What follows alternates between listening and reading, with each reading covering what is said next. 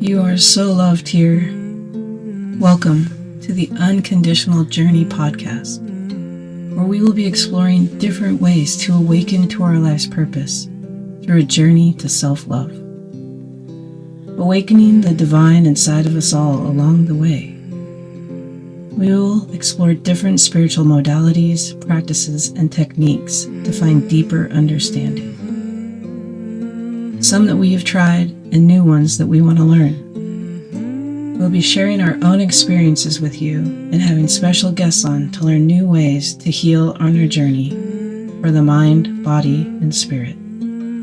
Come along with us as we awaken the spirit and purpose inside.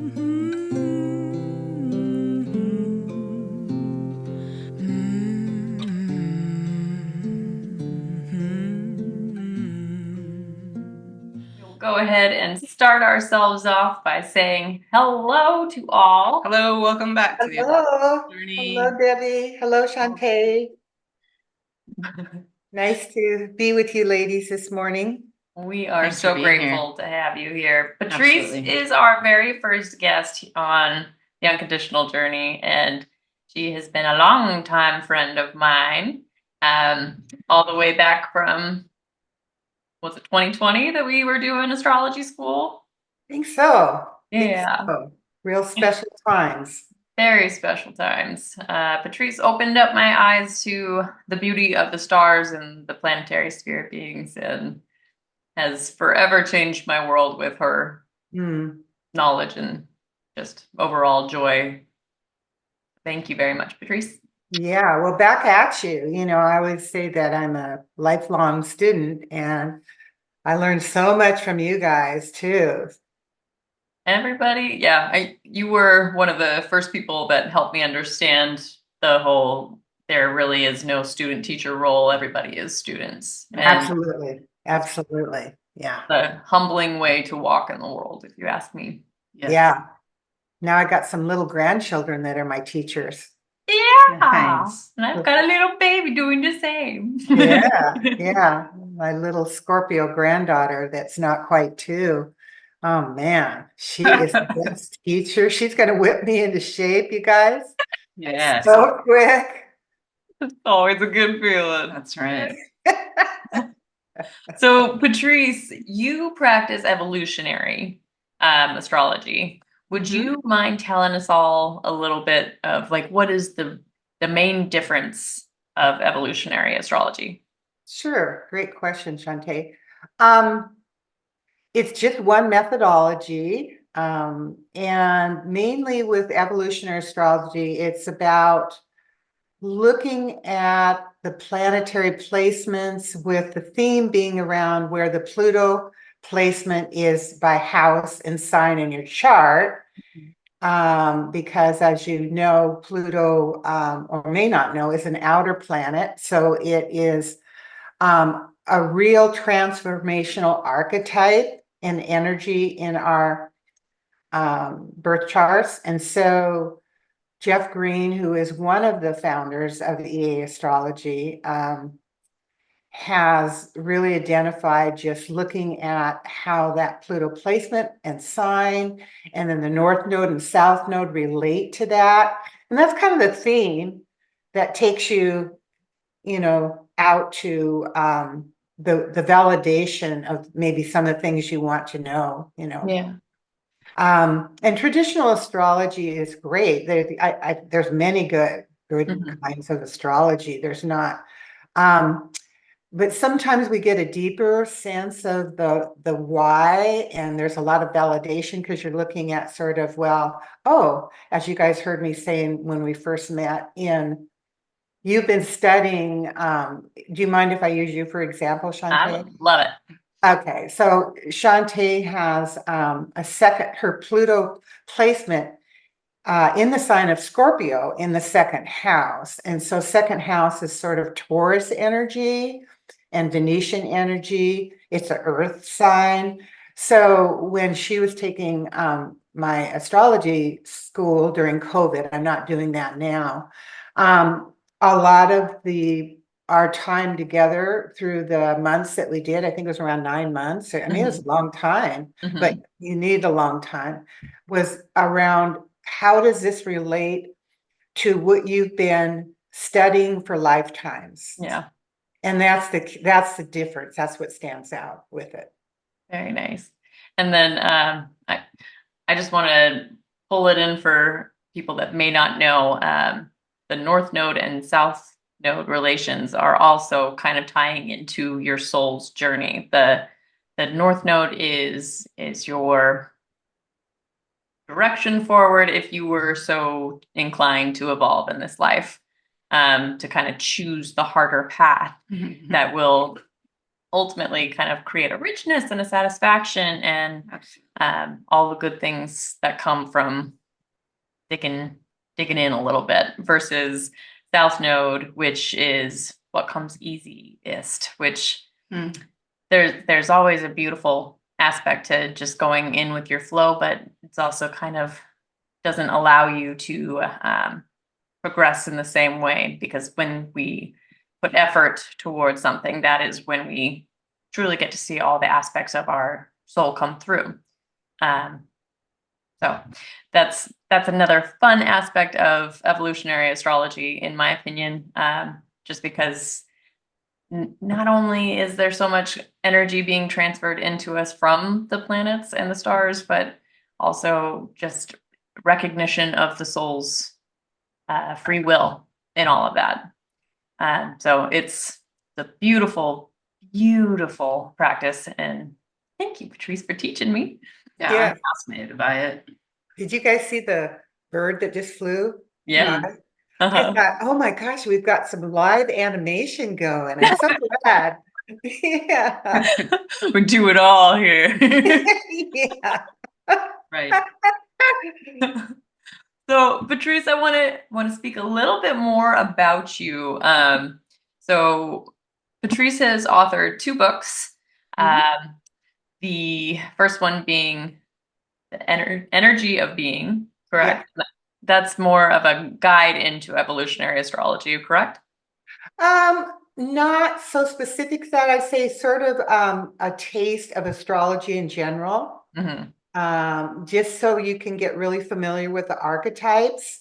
And it was a way, I wrote that book, you guys, back in 2014. So, but I've actually discovered it's pretty timeless, Yeah. And it was a way to get a taste of, well, more than a taste, but just the 12 archetypes.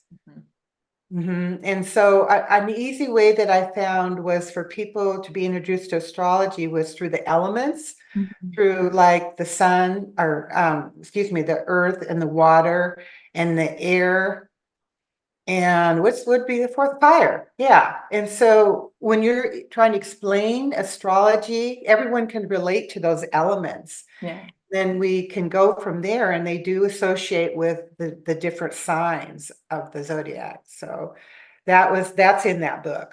Yeah. One of the things that I found so fascinating was the way that the chart is broken down into those energies. The elements all come into play, and there's so much crossover information. So it's really, once you start to understand the archetypes, like, for example, Mars being a masculine energy, a fire energy, all of those things end up creating an understanding and a language through astrology. Yes, well, and that's what we want to do, is not have people that are wanting to, dip their toes in it or just really interested in it, get overwhelmed by it, Chante.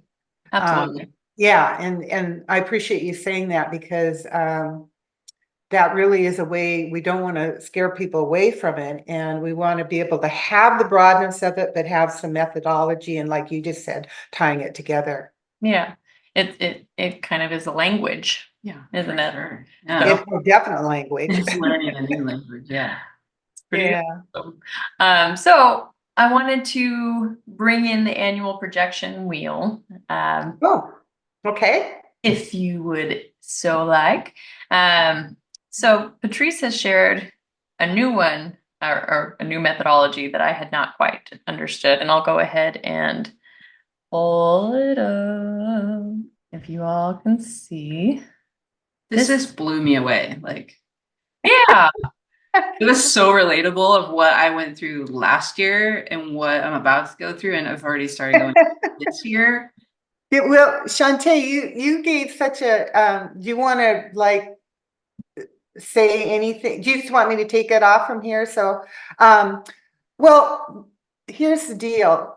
I wanted to introduce to your audience just something simple like that we could have a takeaway with, you know, that because astrology is, as I said, it can be sort of overwhelming. And so what could we take away, you know, for people just wanting to dip their toe in it and have a taste of it that we can just do now and, you know, go away and just be a little simple astrologer today. So all you do, folks, this is from the Vedic tradition of astrology, and I am not the author. This is, I think if you, at the bottom of it, it says planets and numbers is giving credit to that website because that's where I got this beautiful graphic from. Oh, numbers and planets, yes. So please go to their site if you want, you know, to read up on the background and all that. But they've provided for free, if you give them their email, this beautiful graphic that you can go to. And all it is, folks, is your age. So you look at where your age is on here. And let's use somebody, for example, that just turned 41. So if you kind of go around, you can see that the 41, that's the age that you are, is in the 6th house, because the houses are numbered 1 through 12, which is part of the astrological chart. So we all have 12 houses in our birth chart. So you don't have to know your birthday for even, I mean, your birth time or, you know, like you do in traditional astrology, when you get your birth chart, you have to have your birth time, where you were born, and of course your birth date. So this is just something that is really nice, a takeaway. So this our 41-year-old in the 6th house. Then there's another sheet, if you wouldn't mind putting up, that goes with this. And that's called the annual's Profection themes. So if you remember, and we go down to the 6th house, which correlates to just the 6 years, what they're calling it here, but it's actually the 6th house that you found when you were 41 there. And you can read through these various themes that you are in that go with the 6th house energy, which is also Virgo, and it's also associated with the planet Mercury. So and we're just look down and we see the year of health. So focusing on physical health, prioritizing self-care routines, managing work-life balance, accepting healthier habits, and dealing with health challenges. Of course, this list isn't comprehensive. It's just to, you know, give us those general themes. But then I think when we did Debi, you know, we just did it real quick, you know, she just, you know, like, oh my gosh, I am in those things, you know, on the age that she's at. Okay, so why is that useful? For one thing, you can see that you're working on these themes. But the other thing I told Chante and Debi when we were chatting the other day was it also helps you plan for the next year. Yeah, yeah. And Debi made the comment, she says, oh my gosh, you know, as she's approaching her birthday coming up, she said, I'm already in some of those things in the next year for her. Yeah. So not only is it kind of a validation, you know, it's also like, okay, next year, you know, she's going to bring the, this 41-year-old is going to be in the 7th year, because it does go up. So she can kind of see, you know, maybe doing some planning or also some validation of this. Now, specifically how it works, which is so simple, all you do is go from your birth day. So the day that you turn, your birth date is sort of the signal or the energy that you're going to be in till the next birthday. So this 41-year-old, you know, that we did, she's, you know, in that kind of for the whole year. But like I said, they can kind of start to cross over a little bit, and That you can bleeding over a bit too, right? But also we can go retrograde or go reverse. And it's like you could look back and she could see our 41-year-old, what were the themes accurate for her, last year, which was the year of pleasure, is what they're calling it in this. So you could do this. We're all wanting to have the best relationships, and right, and with our loved ones and our colleagues and our peers. This is just kind of a simple way, if you know the age. Of course, if somebody doesn't want to, tell you their age, or that's certainly, respect all that. But it's one simple way you can get a taste, particularly on this sheet, because these 12 themes are the archetypes associated with astrology. So it gives you sort of a taste into, what, like, the signs go with the first, like Aries goes with the first house, and then you can go on down, to, Taurus is the second, associated with the second house, Gemini with the third, and so on. So, how about that?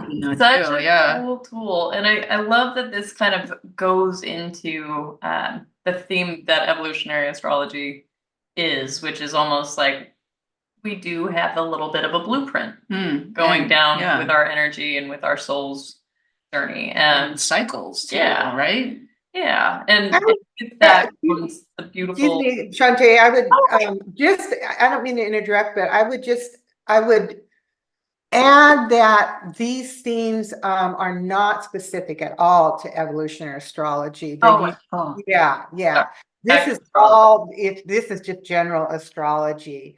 But it gets you started, and on that path. So it gets you started to get, comfortable. But that specific thing that is evolutionary astrology is really looking at more once you're, comfortable with the archetypes, then, exploring it. So it can take you there, but this is general to all general astrology. Gotcha. Yeah. I was kind of going into like one of the beautiful gifts that I hadn't quite realized about astrology when we were learning it was just that there's such a level of understanding that can be gifted to you that you can utilize in your entire life.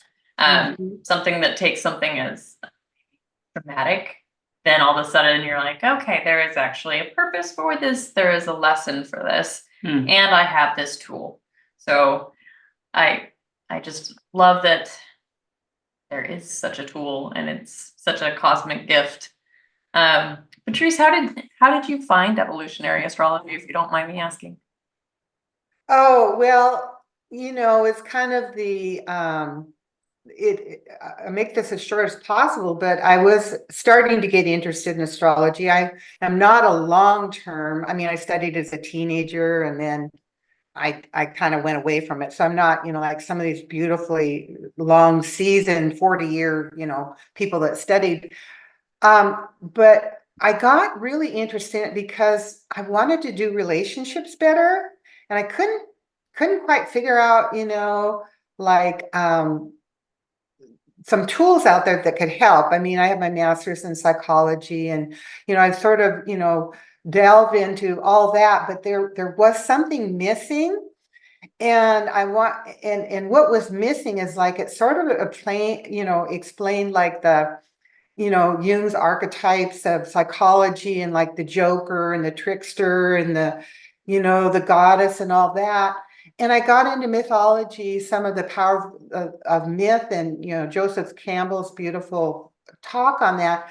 But I wanted something that just was like explain more, maybe lifetimes of things. And that was the unique thing that I found through studying, astrology first, but kind of right away I just happened to, come along people that were more into the depth of that might things. And that's something, you guys, I haven't really found, even with depth psychology and all that I couldn't find in the traditional kind of stuff that was out there. And it was just like, I just felt so at peace when I thought, oh, that's some reasons. Like I don't mind saying I'm a fourth house Pluto, sharing that.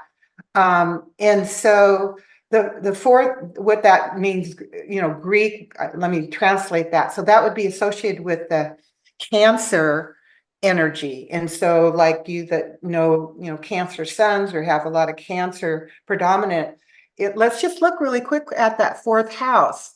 So you can see the theme, because I said it was a fourth house Pluto placement. So we have the year of home, exploring familiar relationships, moving or renovating homes, understanding your roots, building emotional security, creating a nurturing environment.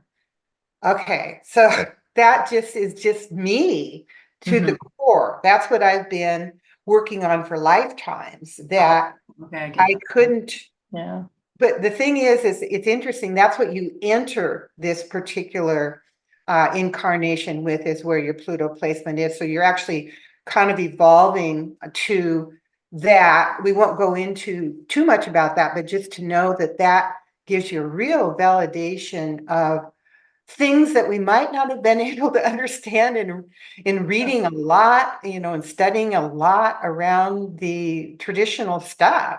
Although, with that said, as you know, astrology, both of you know this, is very deep practice. It's been around, many, many years. Yes. Goes all the way back into like kings and Yeah. kingdoms Oh, would yeah. utilize astrologers. Yeah. The Vatican, has locked up some of the best astrology books. You know why? Yeah. Because it kind of contradicts, the ideology and the religion they want out. Yeah. But is it, oh yeah, it's just beautiful ancient wisdom that, we're able to pull out now because we are made of that ancient wisdom, if you will. Yeah. Yeah. So it really helped me personally do better in relationships and take pressure. I mean, it's both very useful because, it's like I don't have to put so much pressure on other relationships. I can take back that projection when I understand and own more of my things and not get triggered as often. It's so beautiful for relationships. It It's really is. amazing. And Just isn't that blossoms what the we world want? a We little want more. the connections. We want to, connect with people and share that. Yeah. I love that. I was wondering if I could ask you a little bit about the energy of this year. Is that something that would be similar to the annual Profections wheel? Like every year kind of has a similar. No, No. Okay. no. You could do that, with different charts, like isn't, the US is in a very interesting time with, everything coming up. But I don't know, like, we're what, at our 248th time, and the wheel doesn't go that far. So maybe it does. Maybe you could make it all the way around. And you could maybe kind of use it that Divide it by way. 12, maybe. What's that? Could you like divide it by 12 and then come up with the house? I think it's probably more pertinent to go with where the major energies are depending on the outer planets right now. So I think I spoke a little bit about this. Is if I understand you correctly, Chante, it's like what is occurring now that sort of we can all use collectively. Yeah. Is that kind of where you want to go with this? Or Yeah, like what theme can we put all of, I don't want to say chaos, but a little bit of chaos. Like what are we supposed to work with in that? And yeah. Well, I'm not a mundane astrologer, but and what that is kind of more like the collect, there's political and financial, and it's looking like the everyday themes. But of course, being an astrologer with these interesting times, we can't just work on the micro cosmic. We have to also work on the macro cosmic. So you actually are a better astrologer if you do, work with the collective. The one thing I'm going to tell you that's so beautiful, I just heard the other day, and I put on your resource list, was from the podcast Kai Pacha. He does the New Paradigm And I think I had you listen to him some of the time when you were yes. in astrology school. He is a But fun he one. said the coolest thing, you guys, about the people that are interested in astrology is that we're empaths. Mhm. You know, we're all empaths because we take in, you know, the energies coming in. So this is where that would tie in. If we're listening in our relationships and we get the symbology down with the astrology and the patterns and all that, then this is a tool that can help us be better empaths, listeners, because I don't think you can really be a good astrologer without a sense of understanding, you know, tuning in to the vibrations that are coming in to help us. Yeah. Which leads me into the collective vibration we're in right now. Two very interesting things for us is we are going to do the happy fall equinox tomorrow, right? And that is based on Yeah. the sun. All the sun is right in the last degrees of Virgo. That's where we get that. And so the seasonal change is tomorrow into Libra. So that is based on the sun, or astrology is based, Western astrology is based on the sun following the seasons. So tomorrow our sun goes into Libra. And yes, it is the equinox wherever you're at, but there's different type of astrologies, like Vedic astrology. They don't go so much on the by the seasons, like 0 degrees Aries is Western astrology, which is, you know, closely associated with our spring, not the equinox. What's the other one? Help me out, you guys. Not equinox, but Eclipse. no. When you There's go, summer solstice. yes, there it is. Yay! Yeah. Okay. So right now, that's one of the things collectively that we're experiencing. And it's really cool. So we can all use that energy, you know, of switching from, and you can go back to that sheet if you want for just a second, put that up on the themes. Because once you guys pull this off, you'll be able to, you know, associate with there's probably if you want to even write this in really quick, I think it might be very helpful. And I'll say it, and then if you want to go back and listen to it later, but while they're pulling that screen up for us. Okay, so the first year or house is associated with Aries. So so put that in, Aries first year, Taurus second year, Gemini third year, Cancer fourth year or fourth house. I'm going to switch to house. Fifth house, Leo. Sixth house, Virgo. Seventh house, Libra. Eighth house, Scorpio. Ninth house, Sagittarius. 10th house, Capricorn. 11th house, Aquarius. And 12th house, Pisces. My fave. All right. So now what we're going to do, or just say, so keep that sheet up. So right now we're in the themes. We're just going into the themes of Libra, which would be, you know, the 7th house, because tomorrow we're switching from Virgo birthdays, you know, this last month, the sun changes signs about every month, into Libra. So let's be ready. You can be ready as a group to kind of take in, let's look, the year of relationships. Yeah. Okay. Or themes of relationships. Let's not confuse it. The month of relationships, understanding partnerships, resolving conflicts, deepening bonds with loved ones, learning about compromise and negotiation, seeking balance in relationships. And we've got a Miss Libra birthday here. Would you validate those themes? Absolutely. Yes. I'm looking Yeah. forward to that. Yeah. So in Debbie's case, you know, she's a Libra sun sign, but we all have Libra somewhere, and particularly with this, you know, sun going into Libra tomorrow. Once you know, get to know your birth chart, if you want to go pull that up, it's at astro.com. That's where you can get your free birth chart. And, once you know your birth chart, and then you can, see, if you have major themes like, Libra themes, even though you're not a Libra sun sign. So then that can kind of help you. So if you do, then you're going to be more sensitive to those themes this month, Mhm. right? Let's say you have Yeah. your moon in Libra. Let's say you have your Mars in Libra. Let's say you even have 6 planets in the 7th house, which I just told you was the Libra house. Then that's going to come up. So that's what we can do. That's what we can do to sort of use the collective energy Mhm. on a bigger level, because I'm an Aquarian, so we're going to go to the big picture here. But the outer planets offer us, they're not in our everyday life, you guys, so much, the energies of the outer planet, but they have a deeper, more pervasive theme.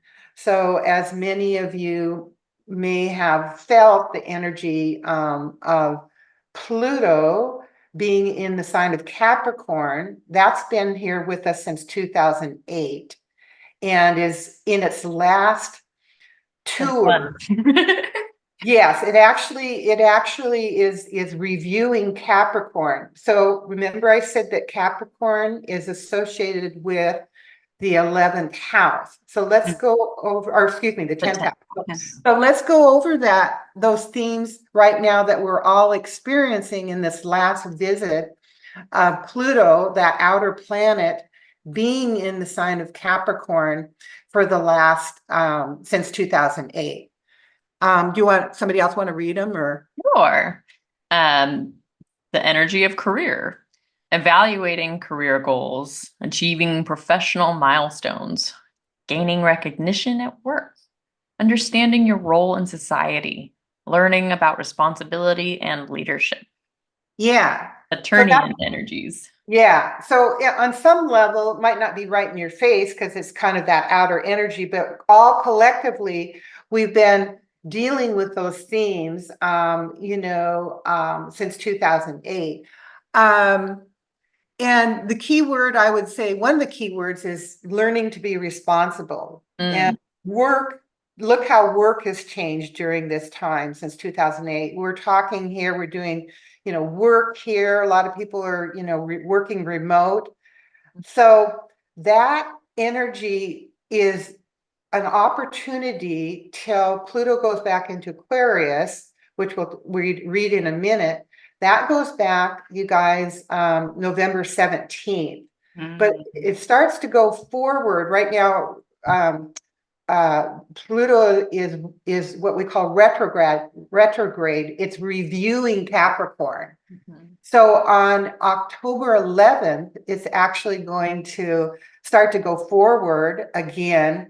And we'll be looking more at going back to the themes of the 11th house, Aquarius.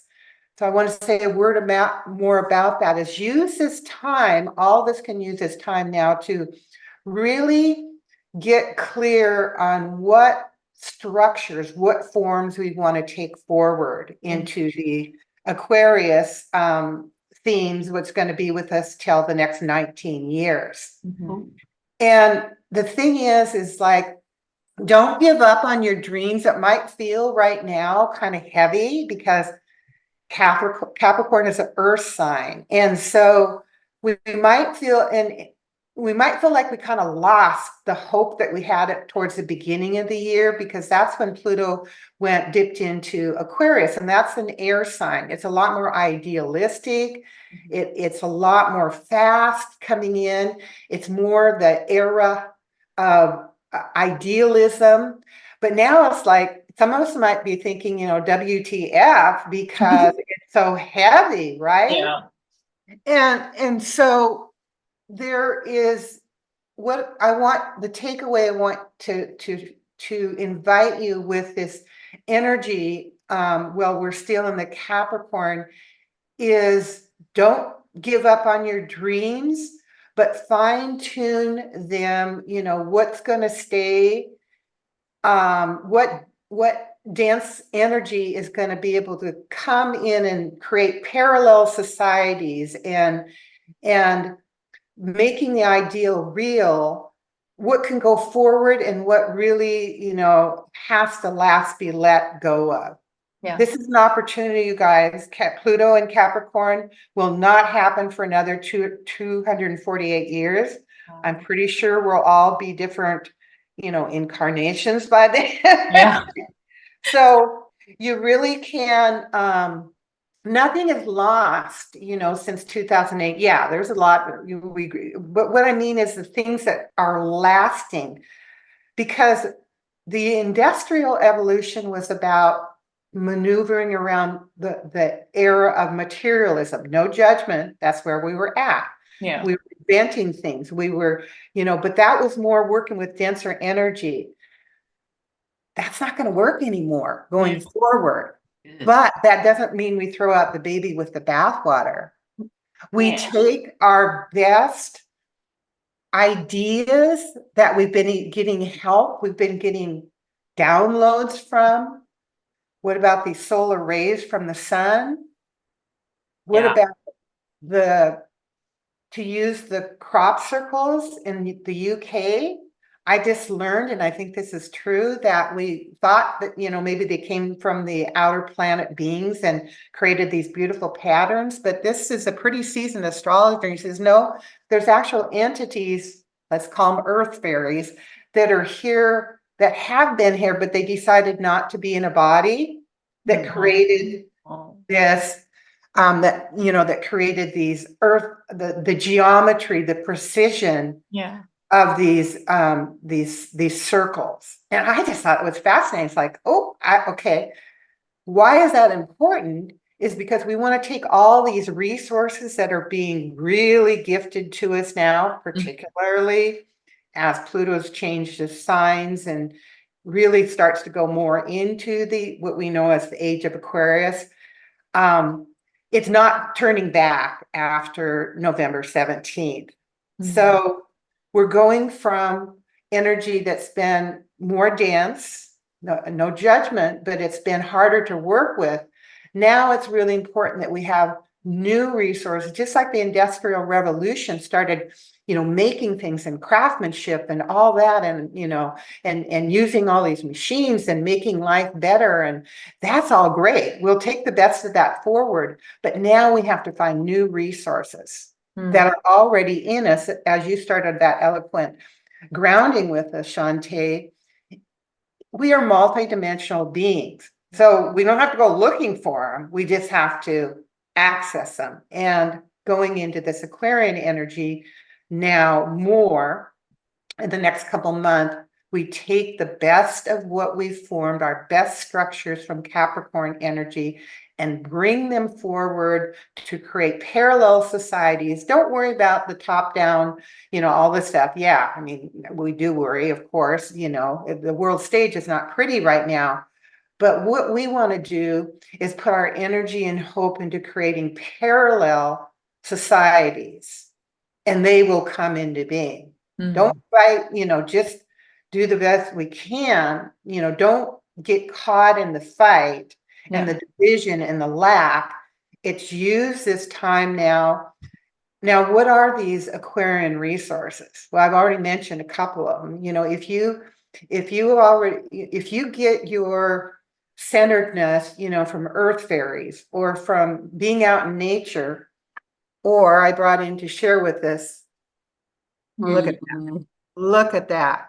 That's gorgeous. What type of flower is that? That is a dahlia. It's called Wowie, and it's from Swan Island Dahlia Farm. I really encourage anybody that wants to go out to Canby, because they close, I think, in September, that's in the area, to go out and see those dahlias. But we can't create that, but we're a part of it, you know?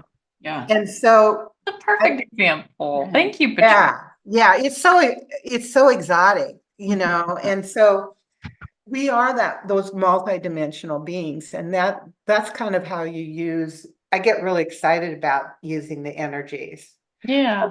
Nature, earth theories, the solar flares coming in from the sun, off planet. If you have from a star system that you can relate to, there's a lot that, Pleiadian star system. There's a lot of off-planet energies that are here to help us, you know. But we have to access them because things are really speeding up.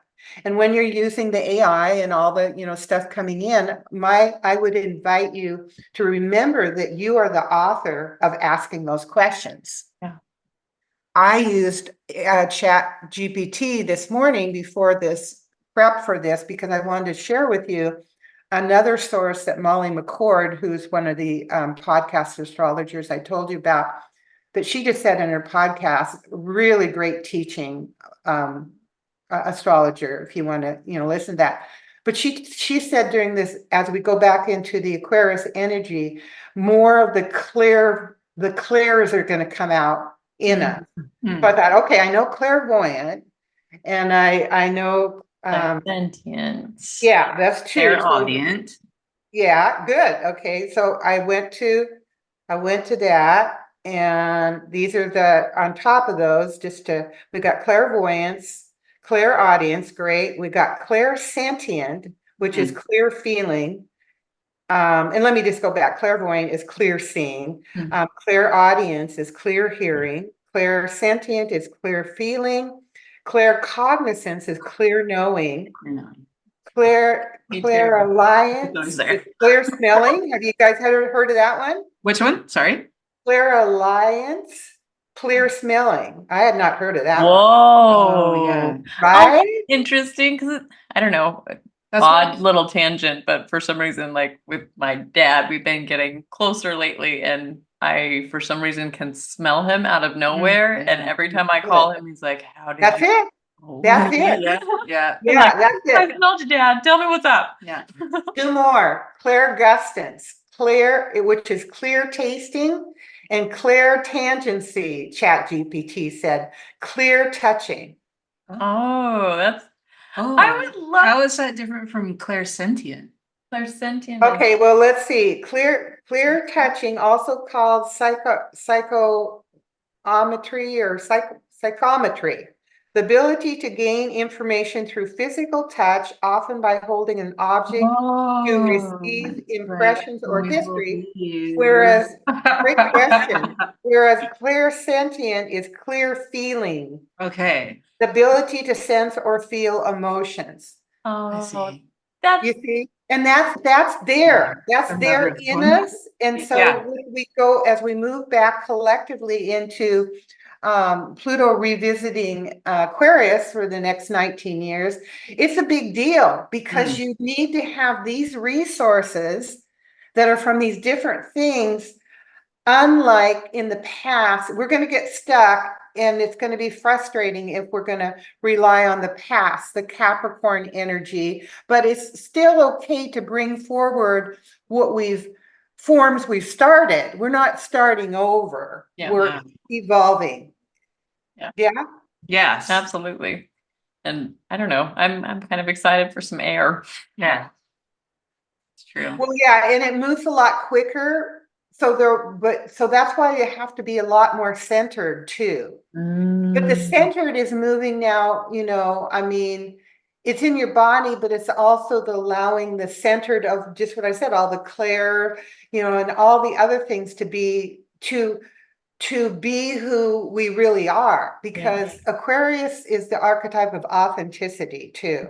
And you know, we're just going to be able to sniff bullshit so much quicker. Yes. Yay. Yeah. Yes. Ready for that. Yeah, and discern is like, not for me. I'm not wasting another minute on that. You know, that kind of stuff. We can be kind-hearted about it, but and we don't need to be judgmental about it.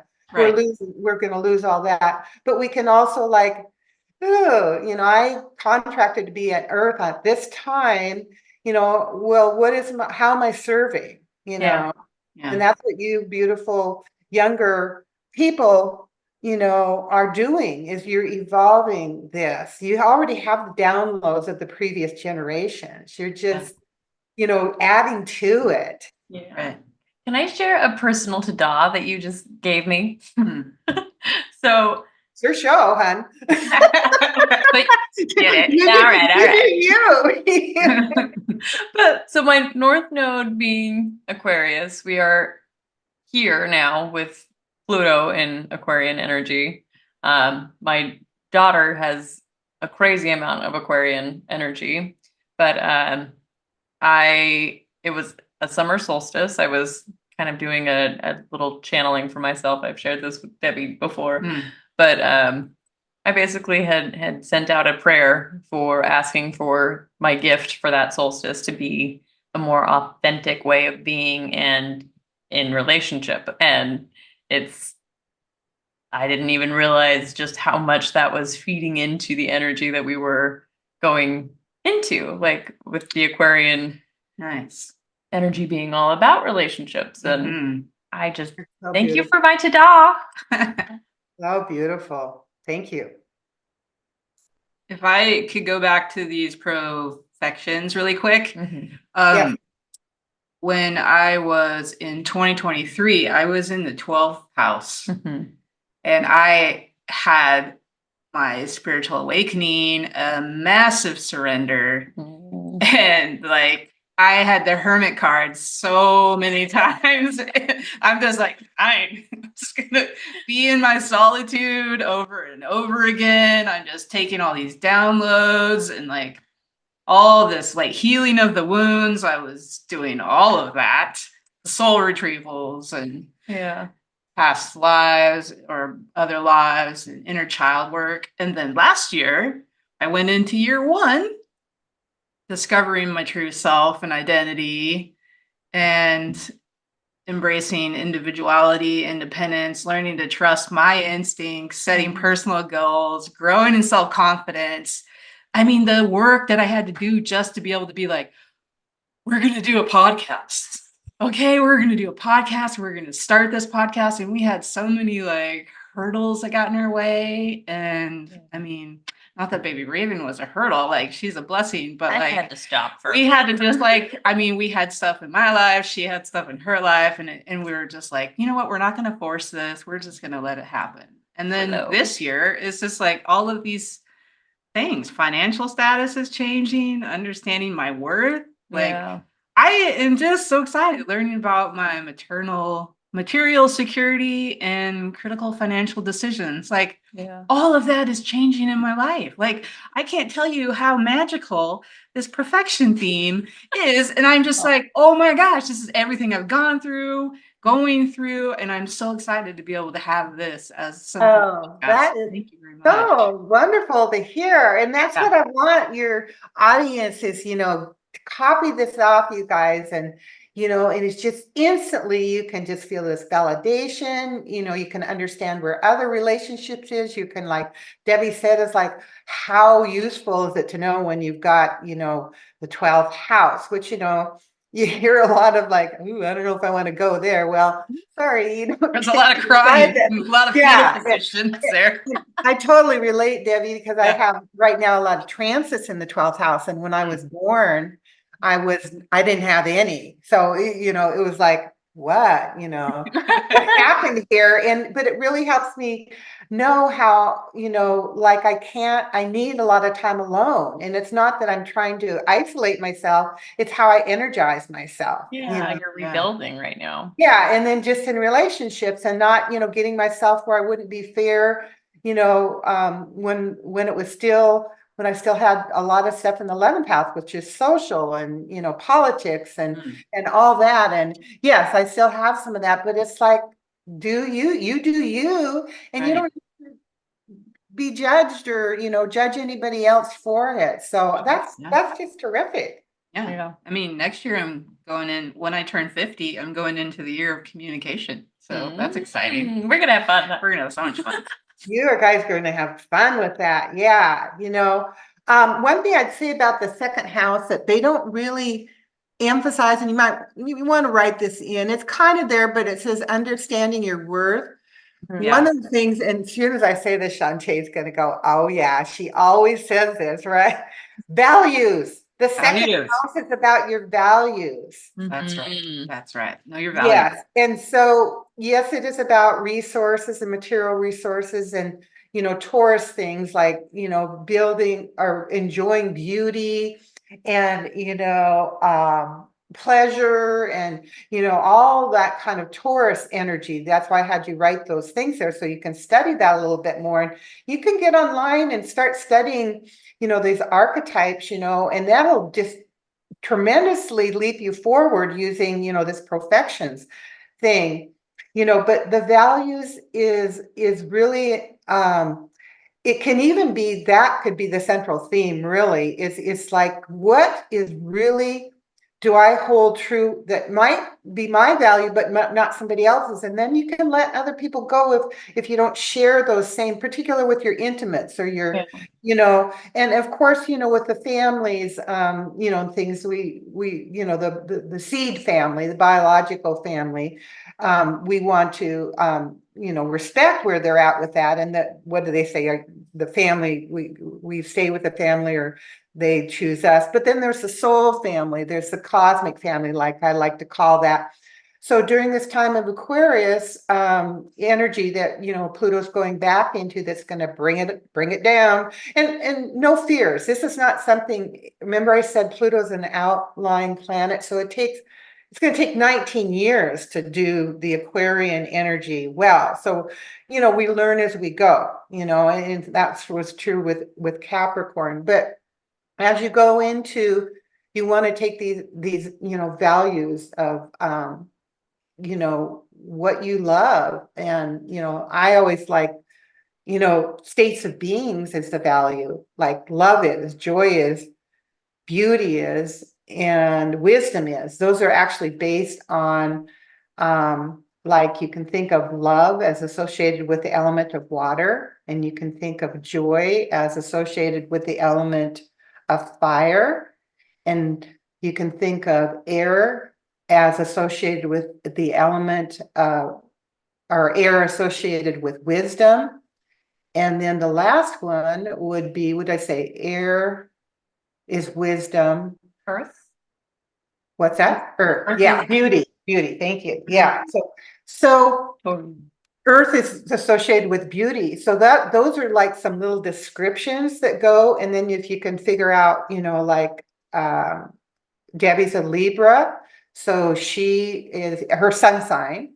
So she's associated with air, and air is associated with wisdom. Yeah. Uh-oh. So see how you can, kind of go, but that all kind of comes back to the second house things that you're going to be experiencing, Debi, is like, what do I attach myself? And like with this beautiful flower, like it's like be the flower. It's not think the flower, it's to be the flower.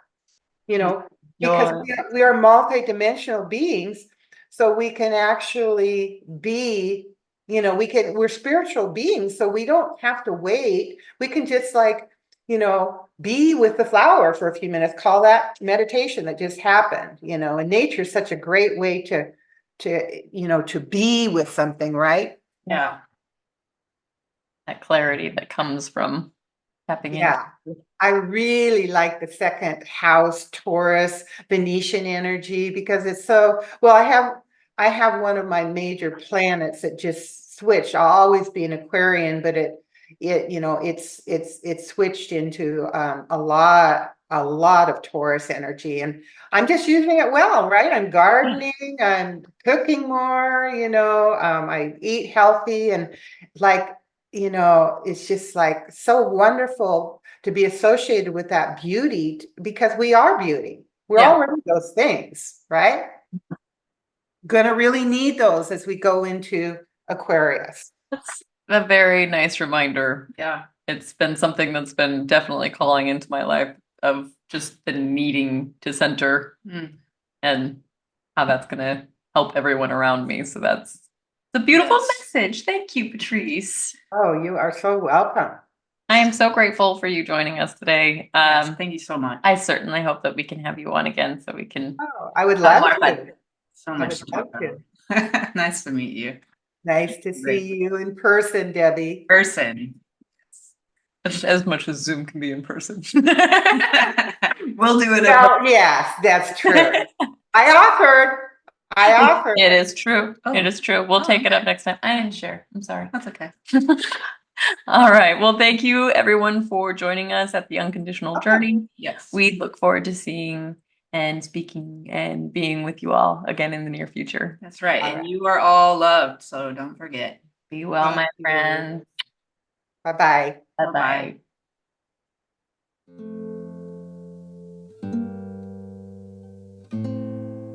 We ask our listening community to help us reinforce the energy shield of our intention, to reach out wider and brighter. Love energy is important to share. We ask you to bring light, love, and grace into the world. Please help us share this message, whether verbally or energetically.